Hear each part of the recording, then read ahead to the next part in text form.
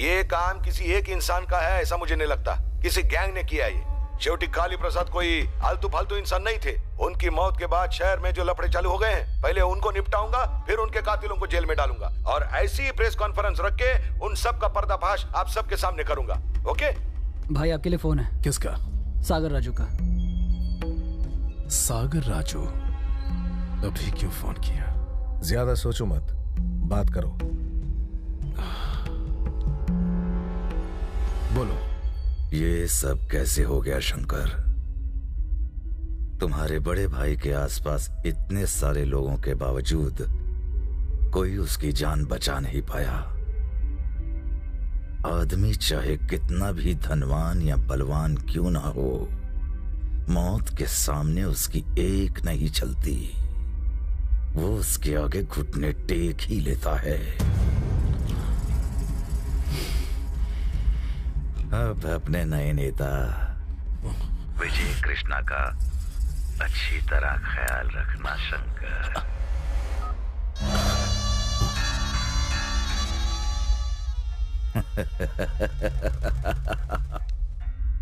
सब लोग अंदर आ जाओ। मेरे भैया को विजय कृष्णा के कहने पर बेरहमी से मारा गया। उन्हें शादी में बुलाया और वहां मरवा दिया ताकि किसी को उस पर शक न हो। ये खबर पूरे शहर में फैल जानी चाहिए। अफवाह को इस तरह फैलाओ कि वो सच लगे। मेरे भाई ने जिस आदमी पे इतना भरोसा किया, उसी ने उसके पीठ में छुरा घोंप दिया। ये कहानी मुंबई के बच्चे बच्चे को सच लगनी चाहिए। चलो जाओ। शंकर, तुम जो कर रहे हो वो गलत है। विजय तुम्हारे भाई का खून कैसे करवा सकता है? कहीं तुम पागल तो नहीं हो गए? मेरे भाई का खून कैसे हुआ ये मैं शहर के लोगों को बताऊंगा। वहां एक एक आदमी विजय कृष्णा को गालियां देगा। सुन लिया ना? तुम्हें याद दिला दूं, तुम्हारे भैया विजय को बिल्कुल अपने छोटे भाई की तरह मानते थे। भैया तो मर चुके हैं और मेरा भेजा कर्म है। अभी तुमसे कोई बात नहीं करनी मुझे। यहां से जाओ, कहा ना जाओ।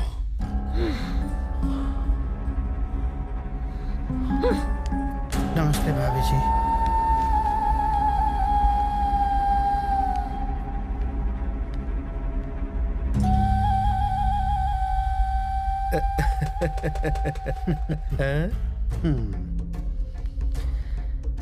ईश्वर इनकी आत्मा को शांति दे। खुद को अकेला मत समझो शंकर। देखो विजय, जो हुआ उसे भूल जाओ।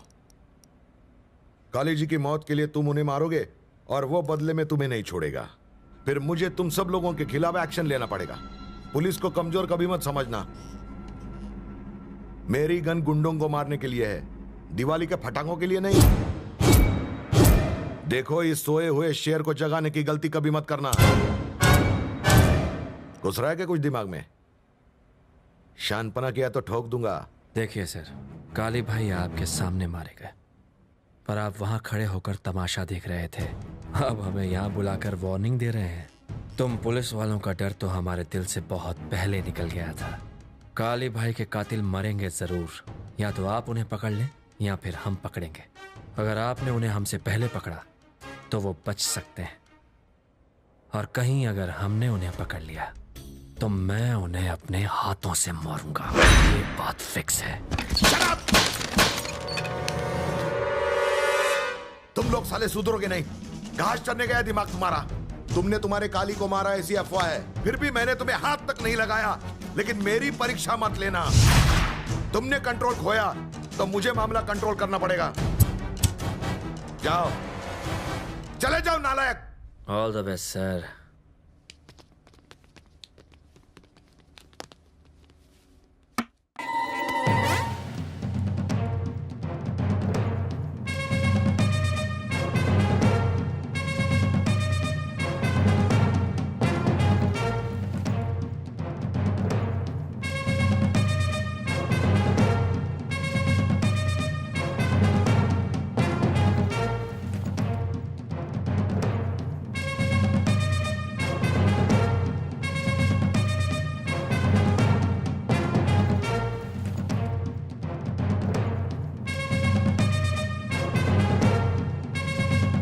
गोपी? गोपी नहीं, स्केच कॉपी कहो। बालों में चमेली का तेल डाले होगा?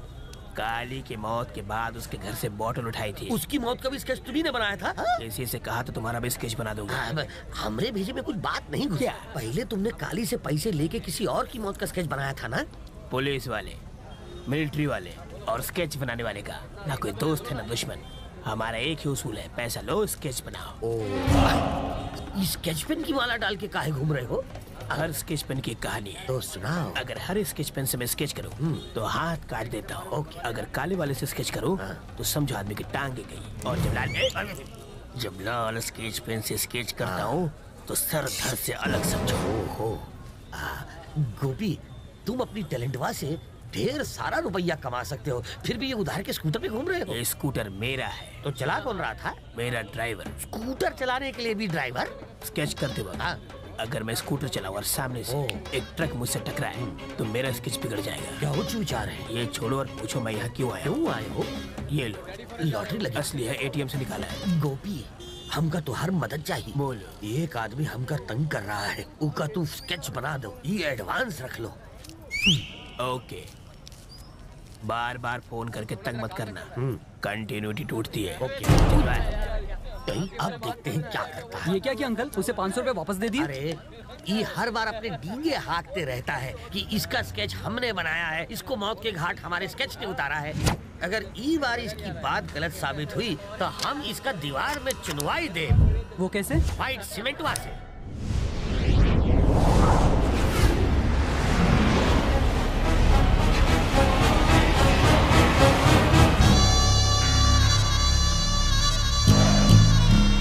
तो शंकर, तुम्हें क्या लगता है कि अपने भाई की मौत के बाद तुम बहुत बड़े डॉन बन गए हो? सुनने में ये आया है कि विजय कृष्णा ने कातिलों को ढूंढकर सबके सामने मारने की कसम खाई है। अगर उसे पता चल गया कि तुमने अपने भाई को मरवाया है, तुम बचोगे नहीं।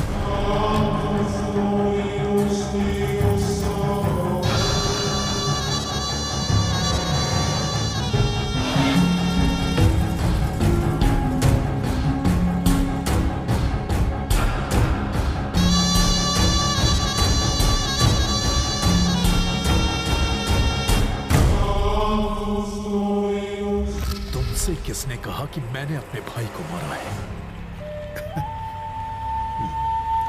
मैंने अपने बाल धूप में सफेद नहीं किए। कौन क्या है, क्या कर सकता है, ये बात मैं बहुत अच्छी तरह समझ सकता हूँ। मुझे इतना नादान मत समझो।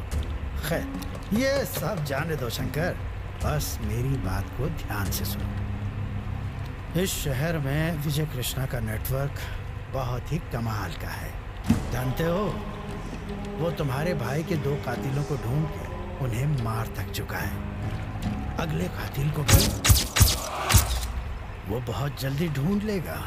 अगर उसने उसकी आंखों में आंखें डालकर पूछा कि काली को किसने मरवाया है और उसने बता दिया कि तुम उसकी मौत के लिए जिम्मेदार हो, तो ये विजय कृष्णा दंदनाता हुआ तुम्हारे घर में घुस के बिना किसी सवाल जवाब के तुम्हें मौत के घाट उतार देगा। उसे रोकने का कोई तरीका?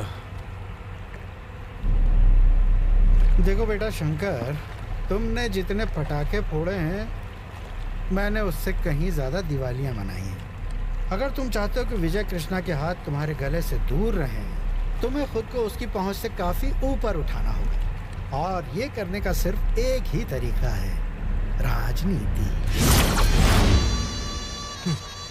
मुझे पॉलिटिक्स का कोई शौक नहीं। जिंदा रहने का तो है। आओ, बैठो। शंकर, सबसे पहले तुम्हें वर्कर्स और स्टूडेंट यूनियंस के साथ एक मीटिंग करनी होगी। उन्हें भरोसा दिलाना है कि उन्हें तुम्हारे साथ की बहुत जरूरत है। उन्हें धमका के नहीं, बल्कि दिल जीत के अपनी तरफ करो। तुम खुद उन सब की ताकत बनो। और अब बताता हूं आगे का प्लान। धर्म के नाम पर प्रांत को ढाल बना के हम जनता को उकसाएंगे, और इसके लिए हमें शहर की 25-30 बसों को तोड़ना होगा। कम से कम 100 दुकानों में आग लगानी होगी। इससे शहर में दंगे शुरू हो जाएंगे और फिर तुम्हें सारी जनता का प्रतिनिधि बनकर अकेले इस सब के खिलाफ आवाज उठानी होगी। इससे दूसरे दलों और मेरी पार्टी ऑफिस में खलबली मच जाएगी और फिर बैठे बिठाए तुम्हारे हाथों में ताकत आ जाएगी। इस तरह होगी इसकी पॉलिटिक्स में ग्रैंड एंट्री। क्या कहते हो वकील? पियो पियो, तुम्हारी नई जिंदगी की शुरुआत के नाम। बात करते